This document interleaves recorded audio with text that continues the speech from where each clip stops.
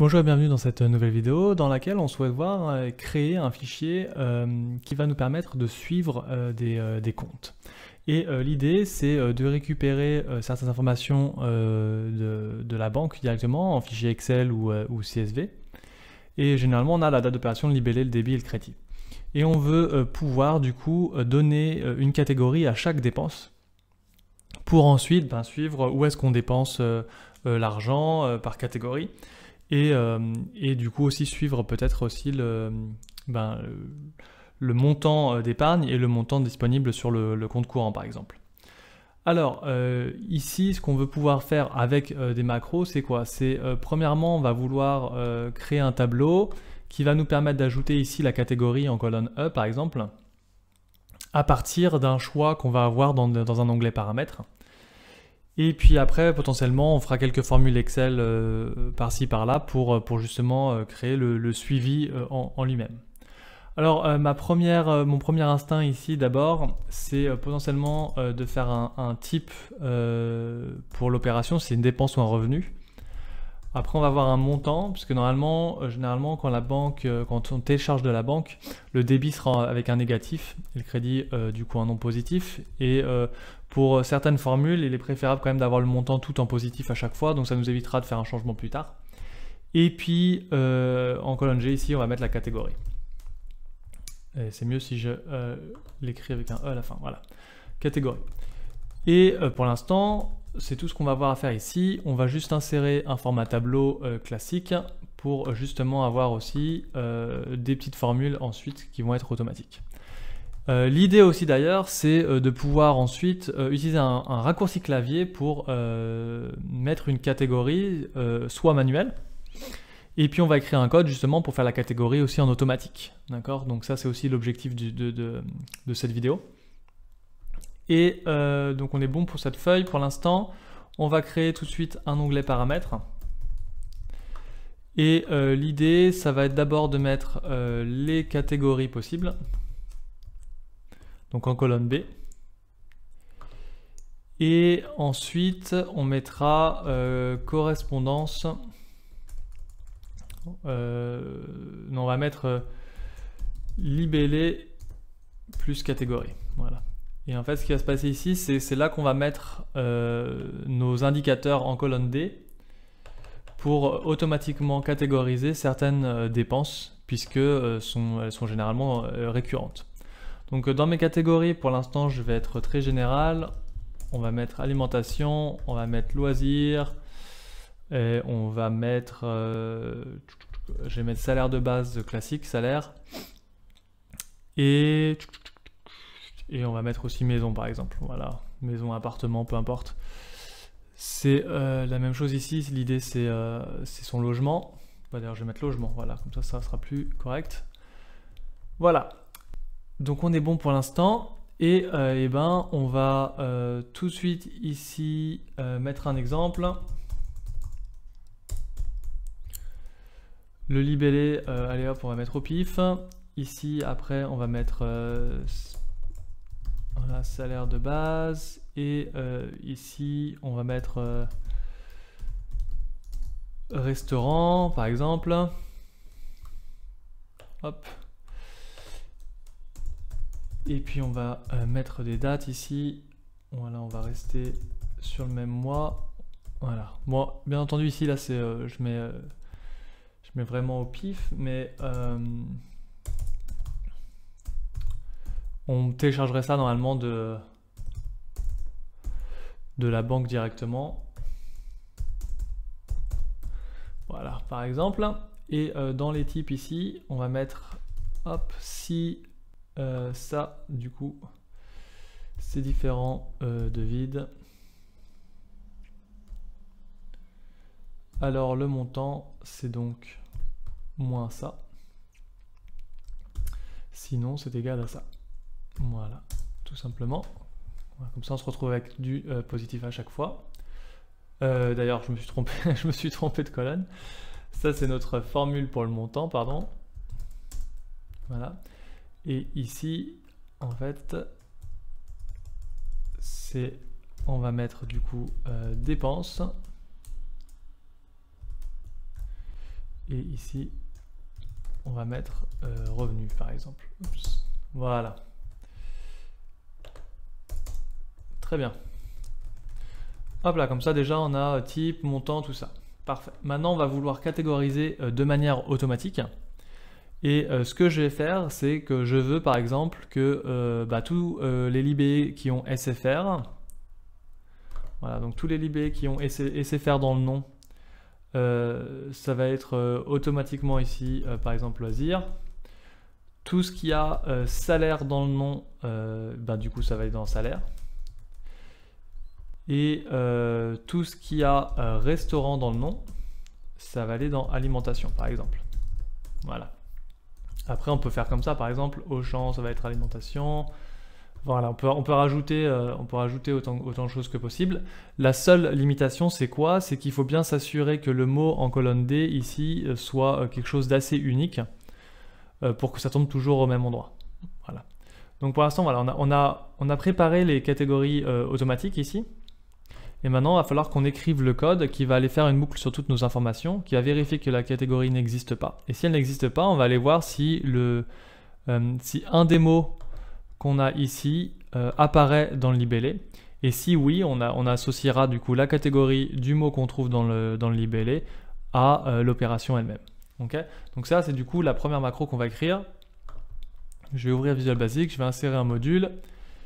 Et là, je vais mettre donc catégorie automatique, par exemple, voilà. Et tout ce qu'il va me falloir ici, déjà, c'est d'identifier l'onglet des données. Donc, je vais mettre une variable pour ça. Je vais mettre aussi un onglet pour les paramètres, du coup, puisqu'on va en avoir besoin. Et je vais mettre, du coup, une last row. Donc, ça, ce sera last row data, qui est donc la dernière ligne des données. Et après on va avoir aussi un last row paramètres, qui sera donc du coup ma ligne des paramètres. Une fois qu'on a ça, pour l'instant on va pouvoir commencer tout de suite. On va pouvoir donc identifier feuille Excel. Donc on va pouvoir dire set wsdata égale worksheets. Et là c'est là qu'on va du coup, on va juste utiliser le premier là. Et les paramètres, c'est donc le deuxième. Quand le choix s'affiche, là, c'est que je fais CTRL espace pour automatiquement me présenter les valeurs qui peuvent marcher. Voilà. Après, on va donc identifier les bornes des tableaux différents. Donc, on va aller identifier last row data qui donc va dépendre de WS data et qui va dépendre de la colonne numéro 1. Donc, on va faire rows.cart,1.end xlup. .row. Et tout ce qui est last row des paramètres. Alors là, il va falloir faire attention parce que du coup, ce ne sera pas la colonne 1 puisque la colonne 1 est utilisée pour autre chose. Mais il me semble que ça va être la colonne 4, donc j'allais vérifier après. .end xlup aussi pareil, et .row. Voilà, super. Donc on va les vérifier rapidement. Dans mes paramètres, on est bien sur la colonne 4 pour la première de mes paramètres ici qui est importante. Super. Je vais faire donc du coup une boucle sur les données d'abord. Donc je vais faire for i égale 2 puisqu'on a des intitulés jusqu'à la dernière ligne des data. Hop, je vais tout de suite mettre la borne finissante next. Et ensuite, donc là ici, ce qu'on veut c'est quoi? C'est on va récupérer le libellé. Hop, donc je vais mettre libellé as string, voilà. Et en fait, on va aussi vérifier la catégorie d'abord. Donc on va vérifier si pas de catégorie. Ok. Pourquoi? Parce que s'il y a déjà une catégorie, on n'a pas besoin de le refaire. Donc si wsdata.sales i, donc ça c'est là on indique le numéro de ligne avec la variable i. La colonne qui nous intéresse c'est donc celle de catégorie, donc c'est la G, donc c'est 1, 2, 3, 4, 5, 6, 7. Donc voilà, 7. Voilà, donc si ça c'est différent. Non, si ça c'est égal à vide, pardon, voilà. Alors, c'est là que du coup on va aller rajouter l'information. Donc on va aller ici. on va identifier le libellé d'abord, parce qu'on ne l'a toujours pas enregistré ici. Donc on va enregistrer le libellé, qui est donc en colonne 2. Et après, du coup, on va faire une boucle sur les paramètres pour trouver la catégorie. Donc il se peut qu'on n'en trouve aucune. Hop, donc ce qu'on va faire ici, pareil, on va créer une variable qui s'appelle catégorie à string. Voilà, et ce qu'on va faire, c'est qu'on va mettre par défaut catégorie est égal à rien. Voilà, et donc on va faire la boucle sur les paramètres, donc égal 1 jusqu'à la dernière ligne des paramètres. Et ce qu'on va faire ici, on va dire, on va aller chercher, donc if in string, donc là on va mettre libellé.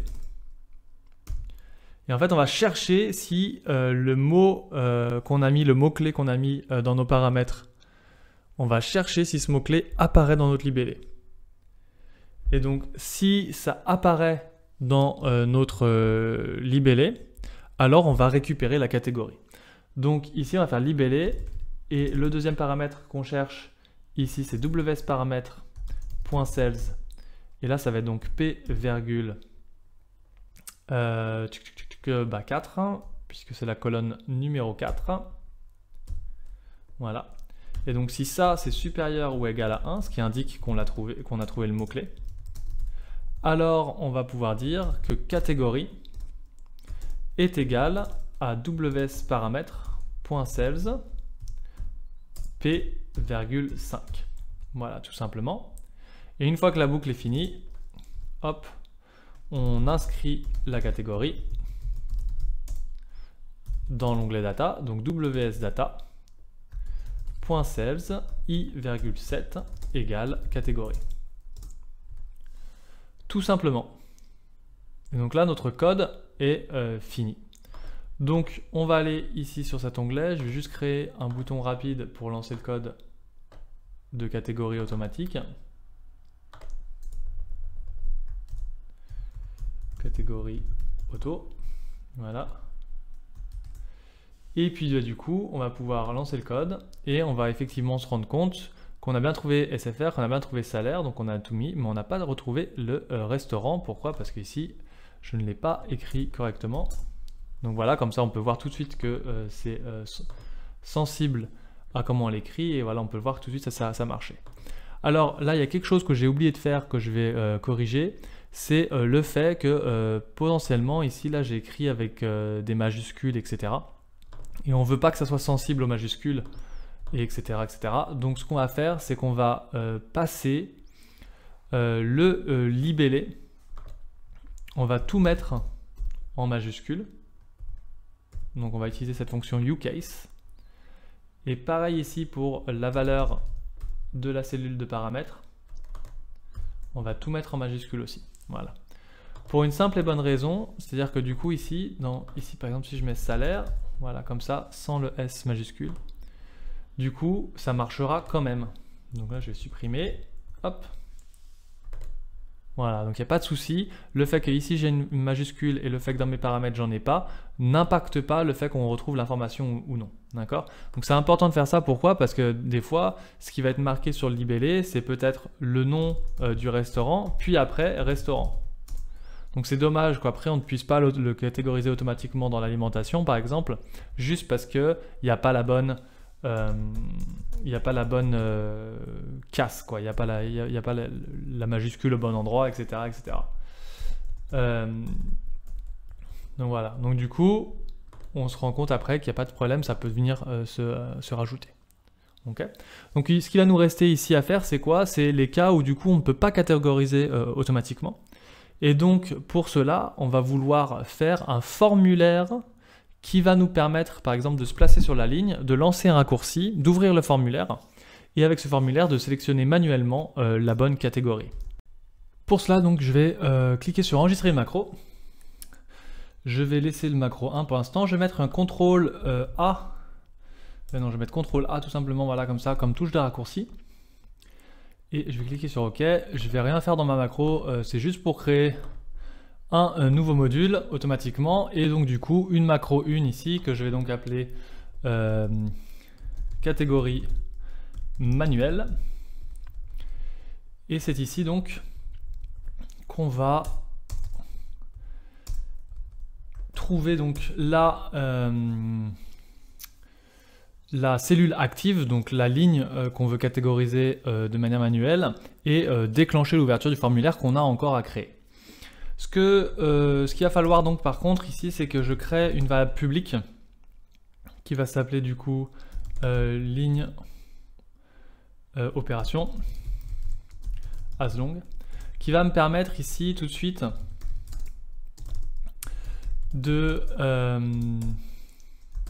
d'identifier la ligne de la cellule active et de transférer finalement la valeur de cette variable à mon formulaire en fait. Et donc ici après je vais ouvrir le formulaire. Ok, donc on va tout de suite créer le formulaire. Je vais créer sur insertion user form. Je vais juste changer le caption ici. Je vais mettre du coup choisir la catégorie. Voilà. Dans cette catégorie, on va vouloir juste une zone de liste. Voilà. Ça va être compo box catégorie du coup. Et je vais mettre, bon, je vais quand même mettre le bouton valider.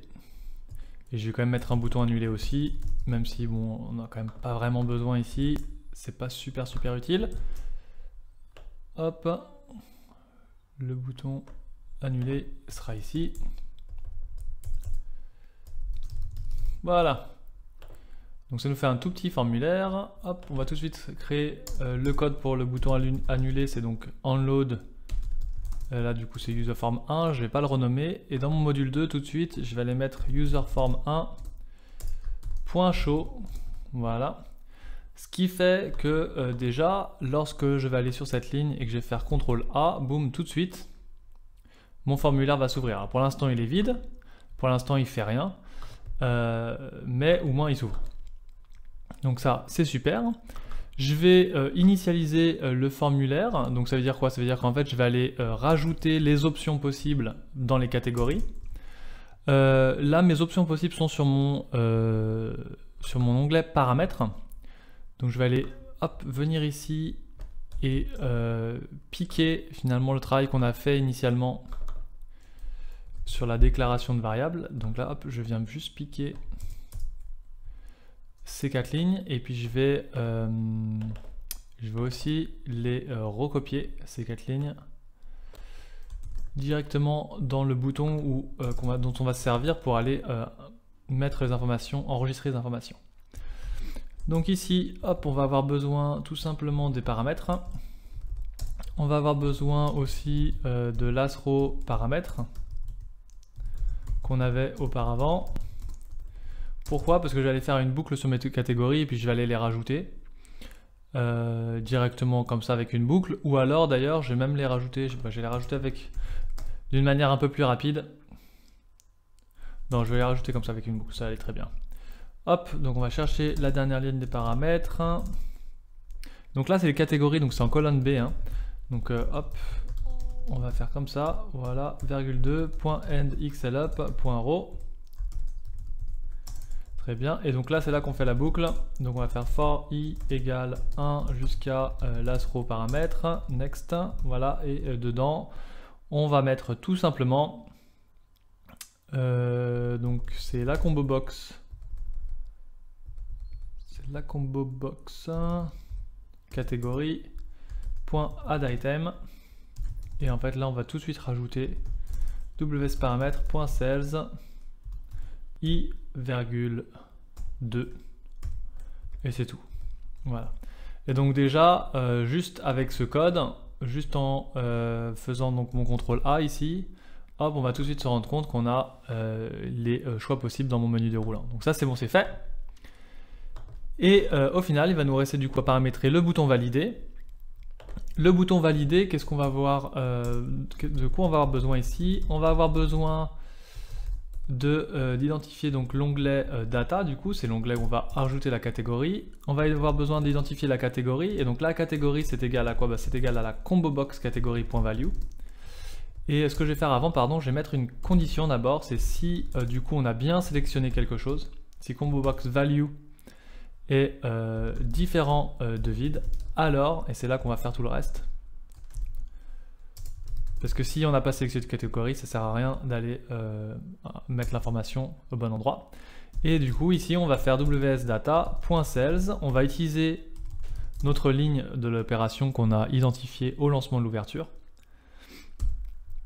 ,7, puisque dans la colonne numéro 7, qu'on va intégrer la catégorie, et on met catégorie. Et normalement, c'est tout. Donc on va tout de suite essayer. Là, je vais supprimer ici. Hop. Donc non restaurant, admettons ça n'a pas marché, je fais CTRL A, donc je suis déjà sur la bonne ligne. Hein. Je vais sélectionner alimentation, cliquer sur valider et je vois bien que ça a été rajouté. Alors là on a un problème, j'ai juste oublié de fermer le formulaire une fois qu'on a inscrit l'information. Donc ce que je vais faire ici, hop, c'est Unload User Form 1. Voilà, très bien.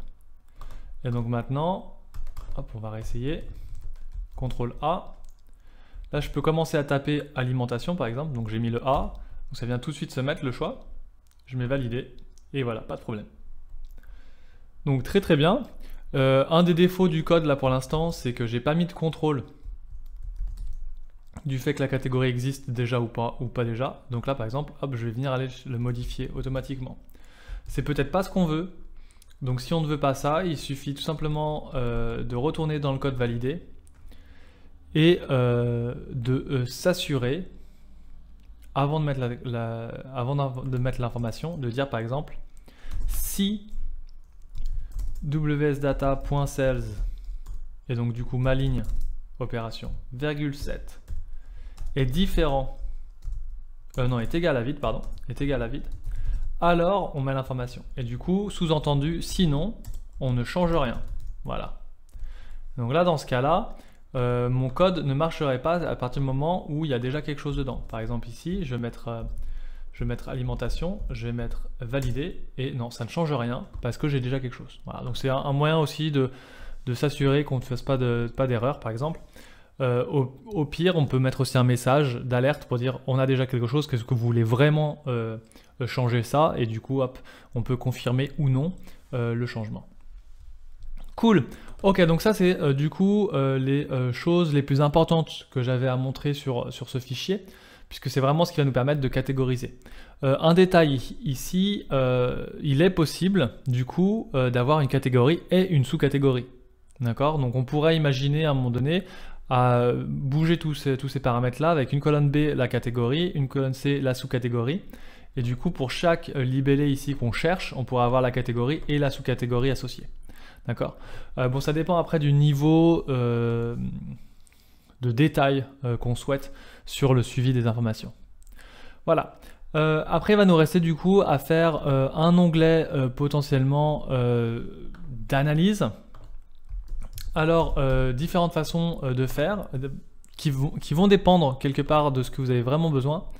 On peut très bien faire un tableau croisé dynamique et se référer à ce tableau-là. Et avec ce tableau croisé dynamique, ce qu'on va pouvoir faire, c'est potentiellement mettre les dates en colonne. On va potentiellement pouvoir mettre du coup le type en ligne et la catégorie en ligne aussi. Et ensuite le montant dans les valeurs, par exemple. D'accord? Et on pourrait aussi imaginer du coup de grouper les dates. Hop, on pourrait grouper les dates non pas en montrant le jour, le mois, l'année, mais juste par mois. Donc je pourrais mettre OK et du coup là on voit janvier. Voilà, donc là par exemple c'est un moyen rapide de tout de suite voir voilà combien j'ai dépensé, voilà combien j'ai eu de revenus. L'avantage de cette technique, c'est que du coup ça se mettra à jour automatiquement dès qu'on rajoute des informations. Et bien entendu, si on rajoute des paramètres en termes de catégorie, bah, du coup ça va se mettre à jour automatiquement. Bon, l'inconvénient que moi je trouve, c'est que du coup on peut pas vraiment, c'est pas si facile de rajouter après des formules pour dire bah, combien c'est quoi mon total sur le mois par exemple? Si je veux faire juste mon revenu moins mes dépenses, parce qu'après si le mois prochain je rajoute d'autres dépenses dans d'autres domaines, bah du coup ça va changer de ligne, donc mes références de ligne vont changer sans arrêt. Voilà, bon c'est pas exactement toujours le plus simple. Alors parfois ce qu'on va vouloir faire du coup c'est utiliser finalement les bonnes vieilles formules Excel. Et dans notre cas précis, ce qu'on peut faire par exemple, c'est se dire tiens je vais prendre toutes mes catégories, voilà, je vais aller les copier. Je vais les coller ici. Voilà, donc je vais coller mes catégories. Ce que je vais vouloir potentiellement faire aussi ici, du coup, c'est mettre tout de suite en ligne 1, je vais pouvoir mettre le mois par exemple. Et donc là, ce que je vais faire, c'est que je vais mettre juste le mois de janvier, pardon, je fais n'importe quoi. Et puis là, je vais mettre du coup le mois de février. Voilà. Et après, on va pouvoir du coup étaler ça à tous les autres mois. Donc on a le premier de chaque mois, par exemple. Je vais potentiellement aller voir, donc soit on a deux choix là, soit on se fait 2 colonnes, une dépense, ou 3 colonnes d'ailleurs, une dépense, une revenu, une totale, et on voit pour chaque catégorie. Soit on se fait 2 lignes par catégorie, une catégorie pour les dépenses, une catégorie pour les revenus. Donc par exemple ici, ce qu'on peut faire est très facilement, c'est donc revenu, voilà, et on va copier ça par exemple, et là on peut mettre dépenses. Ok.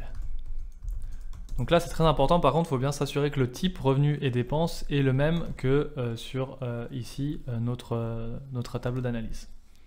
Très bien, donc par exemple ça, là je vais pouvoir faire du coup égal, somme si ensemble. Donc qu'est-ce que je vais vouloir faire la somme sur, je vais vouloir faire la somme sur le montant. Mon premier critère ici va être du coup le type. Et je veux que le type soit égal à celui qui est en colonne A ici.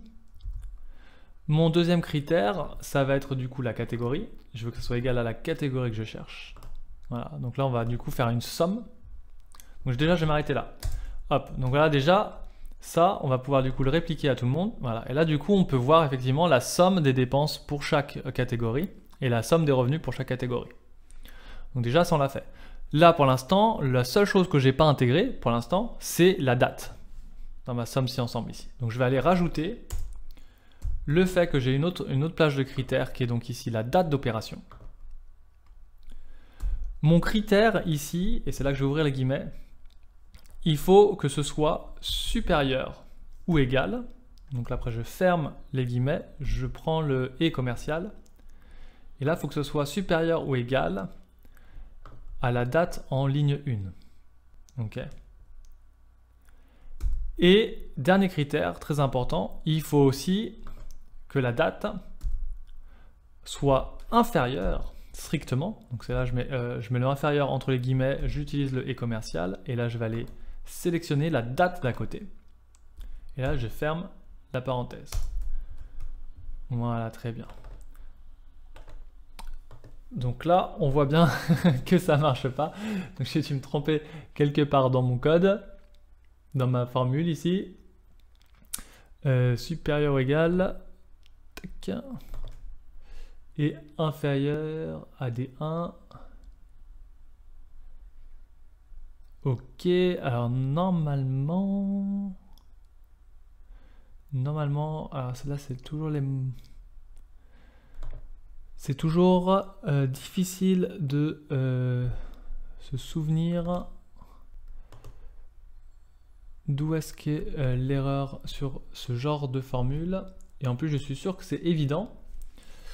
Tac, tac, tac. C'est pas grave, je reviendrai dessus après.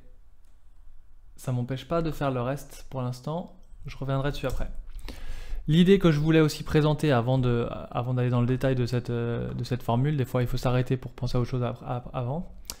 Je voulais aussi voir ici du coup épargne par exemple début de période, épargne fin de période, et je voulais aussi avoir un total sur le mois.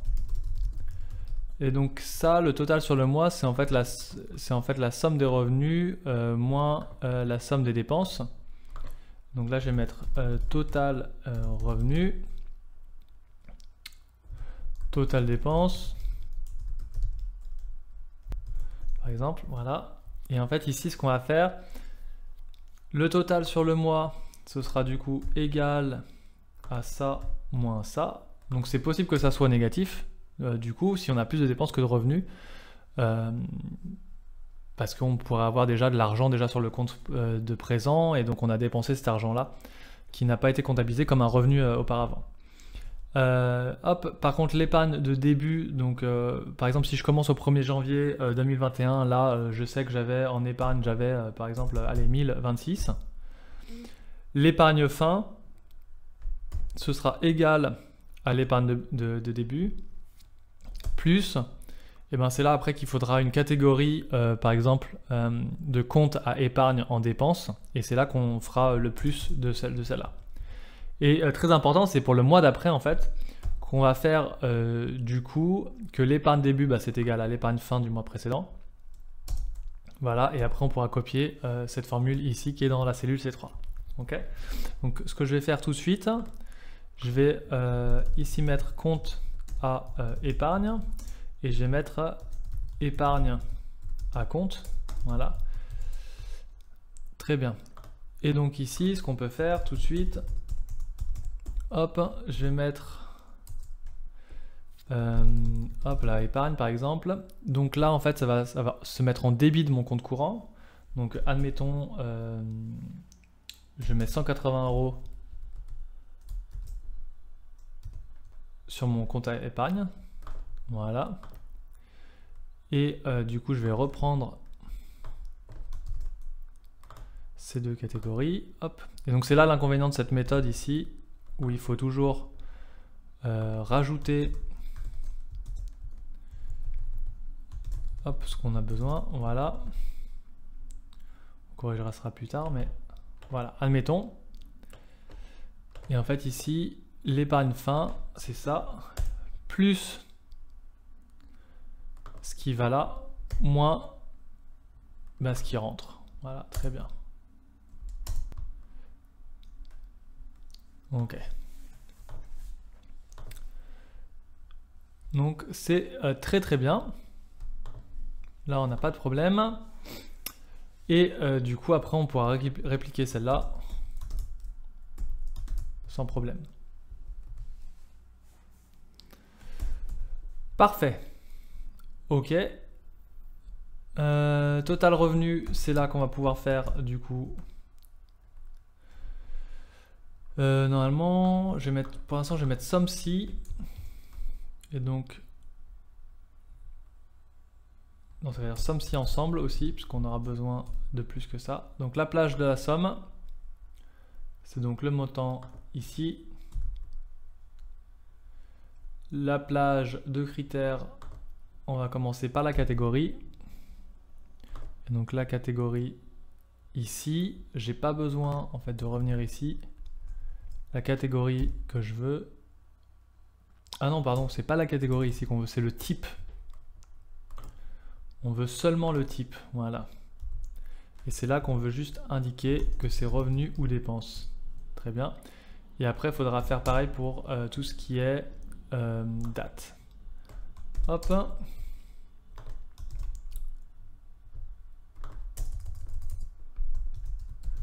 Dépenses.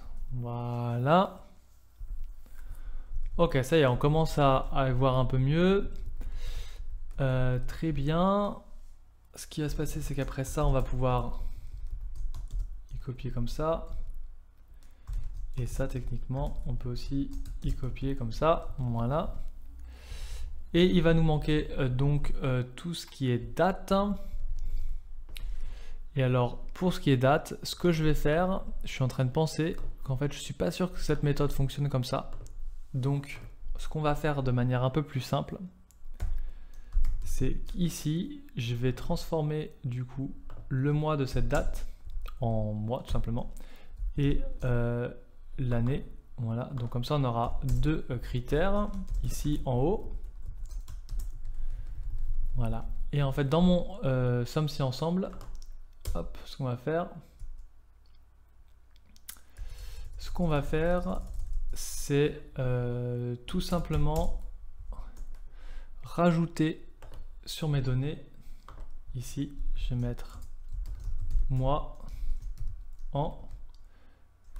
Alors, je vais bouger du coup ce bouton. Voilà, moi, donc égal mois de la date d'opération.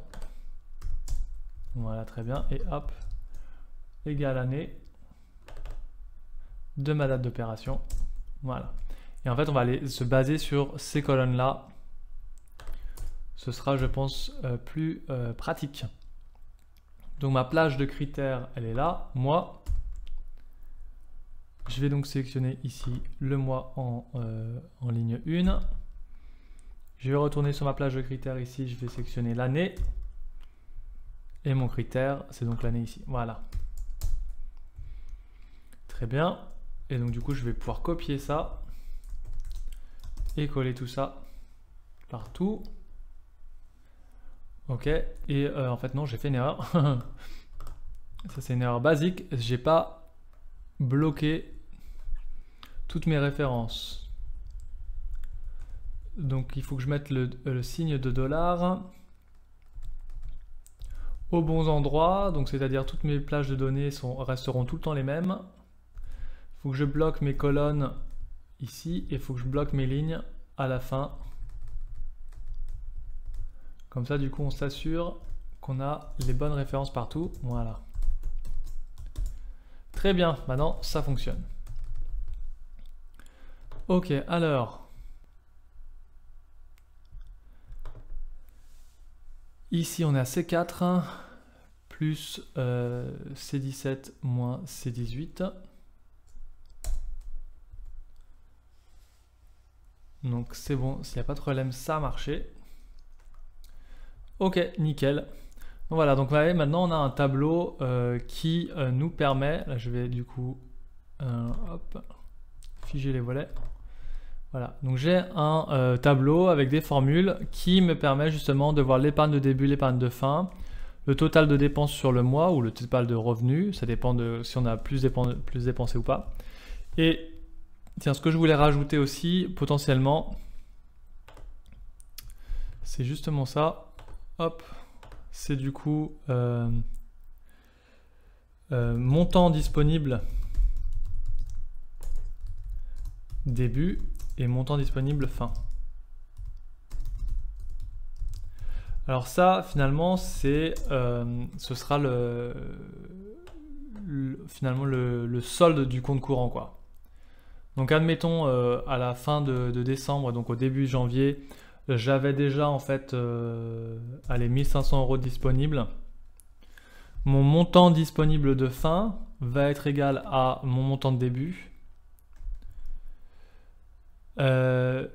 plus mes revenus moins mes dépenses. Donc en gros c'est plus le total sur le mois. Voilà. Et pareil ici, ça c'est égal à ça. Voilà. Et ça c'est égal à ça. Voilà. Et donc du coup on peut copier ça.